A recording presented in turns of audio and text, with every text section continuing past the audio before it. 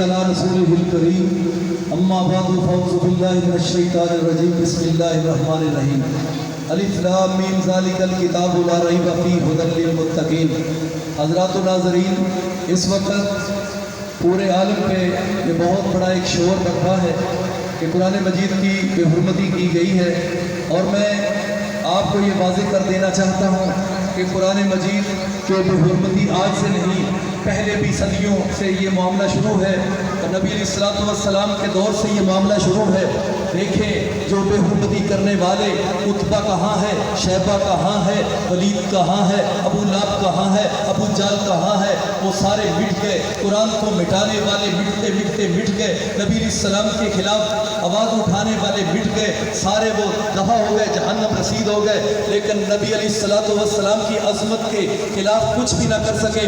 اللہ کے نبی علیہ السلام کا ذکر رب نے بلند کیا، وَرَفَعْنَا لَكَ ذِكْرَكَ۔ جس طرح اللہ کے نبی علیہ السلام کا رب نے ذکر بلند کیا، اسی طرح آپ کی کتاب کا بھی اللہ نے بول بالا کیا ہے۔ جس طرح لوگ چاہتے ہیں کہ ہم اس کتاب کو مٹا دیں، جاؤ جتنا زور لگتا ہے لگا لو، اپنے تمام ہتھیار جو اکٹھے کر لو، جو دل چاہتا ہے کر لو۔ رب کعبہ کی قسم اٹھا کے میں کہتا ہوں، آج سے نہیں، پہلے بھی اور فی الحال حال کے زمانے میں بھی اور مستقبل میں بھی ماضی میں بھی جو بھی آئے سامنے وہ سب مٹ گئے۔ لیکن قرآن مجید تم نسخے تو جلا لو، جاؤ نسخے بھی ختم کر لو، کتابیں ختم کر لو۔ رب کعبہ کی قسم ہے، عالم کفر کو میں یہ پیغام دینا چاہتا ہوں، اللہ کی قسم، مسلمانوں کے 8-8 10-10 سال کے بچوں کے سینوں کے اندر اللہ نے اس قرآن کو محفوظ کر دیا ہے، تم کہاں کہاں سے مٹاؤ گے؟ اللہ نے ہمارے سینوں کے اندر اس کو نقش کر دیا ہے۔ جس طرح صحابہ حفاظ تھے، صحابہ کے پیروکار بھی حفاظ ہیں، نہ تم مٹا سکتے ہو، نہ اسلام مٹ سکتا ہے، نہ قرآن مٹ سکتا ہے، نہ نبی سلطان مٹ سکتے ہیں۔ اللہ کی قسم، اللہ نے اس کی اِنَّا نَحْنُ نَزَّلْنَا الذِّكْرَ وَإِنَّا لَهُ لَحَافِظُونَ، جس کی حفاظت رب کرے۔ نبی علیہ السلام کی حفاظت کا ذمہ رب کے ذمے تھا۔ جیسے ایک صحابی آئے، اللہ کے محبوب، میں نے سوچا شاید آپ پر کوئی حملہ آور نہ ہو جائے، آسمان سے وحی آئی، اللہ نے فرمایا میرے حبیب اپنے صحابی کو کہیے یہ اپنے گھر جا کے آرام کرے، عرش والے رب نے آپ کی حفاظت کا ذمہ اٹھا لیا۔ اس لیے میں کہتا ہوں نبی پاک کی بھی حفاظت رب کے ذمے، اور اس طرح قرآن کی حفاظت بھی رب کے ذمے۔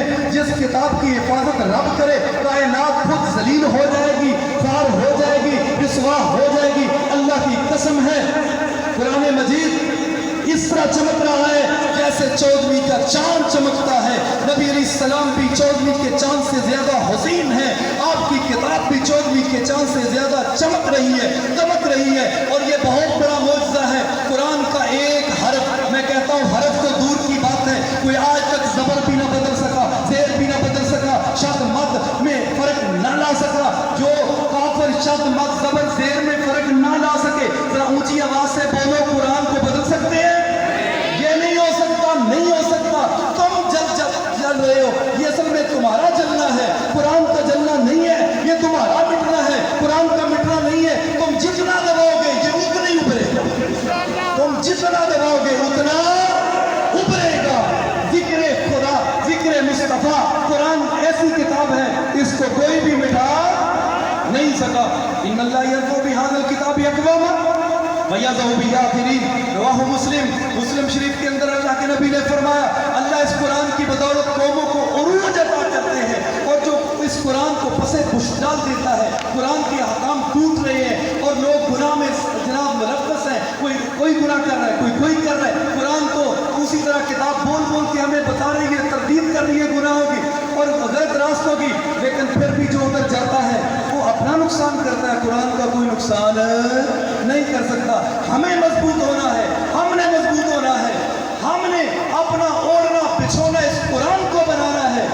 جب کسی کے پاس جواب نہ ہو تو پھر یہ جواب ہوتا ہے اب جلا دو۔ اب کیا کرو؟ اب جلا دو۔ ابراہیم علیہ السلام کے مقابلے میں بولو، نمرود کے پاس کوئی جواب تھا؟ بڑا بادشاہ تھا، میرے ابراہیم اکیلے تھے، لیکن جواب نہیں بنا۔ اس نے کہا ایسا کرو، جلا دو۔ کیا کرو؟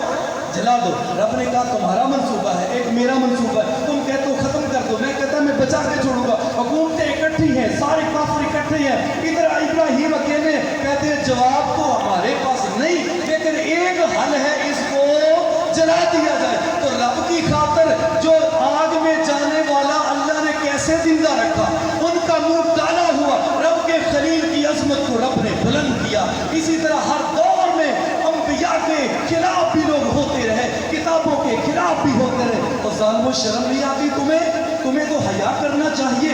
इस कुरान में हमारे नबी की अजमत तो है ही है, और अल्लाह के नबी ईसा की जो शान है, जो पाक दामनी है, वो तुम्हारी इंजील ज़बूर में नहीं है।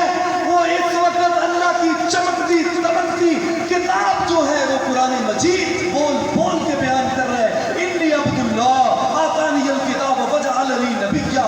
ईसा पैगंबर बचपन में बोले, वो कायनात के लोगों मेरी माँ के खिलाफ ज़बानें न खोलो, जैसे आज भी ईसाई कहते हैं माज़अल्लाह के वो बगैर माँ के बाप के नहीं। तो रब ताला के नबी बचपन में वो बोले, कहने लगे इन्नी अब्दुल्ला, मैं अल्लाह का बंदा हूँ, आतानियल किताब, उस रब ने मुझे किताब दी है, वजअलनी नबिय्या, नबी भी बनाया है। तो बताओ जितनी कुरान हजरत ईसा की और सैयदा मरियम की शान बयान कर रहा है, इतनी किसी और ने बयान की किस लिहाज से तुम्हें समझाया जाए।